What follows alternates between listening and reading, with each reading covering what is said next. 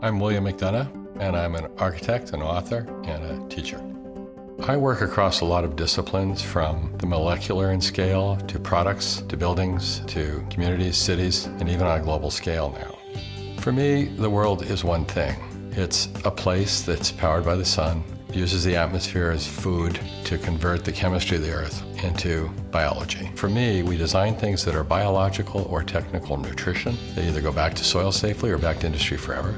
We look at circular economy and think about reverse logistics and material reutilization. And then we use renewable power, we clean water, and we practice social fairness. So we can do that at every scale. And so for me, it is all one thing. That's why we have Cradle-to-Cradle Product Certification, which we gave to the public as a gift.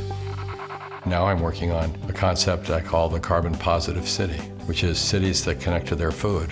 And so we can take all the carbon that comes to a city in food, nitrogen, phosphates, and so on, and then recycle them back to local food production.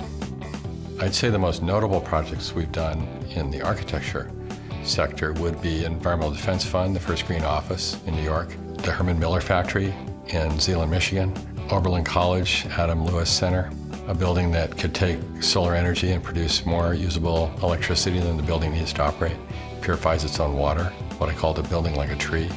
I like to think about buildings like trees, and if you think of a tree as a design, it actually produces oxygen, absorbs carbon, accrues solar energy as food and fuel, and can self-replicate.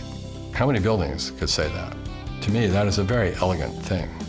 After Katrina hit New Orleans, I got a call from Brad Pitt, and we decided to see if we could offer some assistance, and that was the beginning of Make It Right.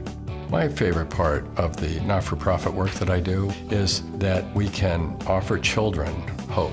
I think that we look at the world I know, as designing for 10-year-olds.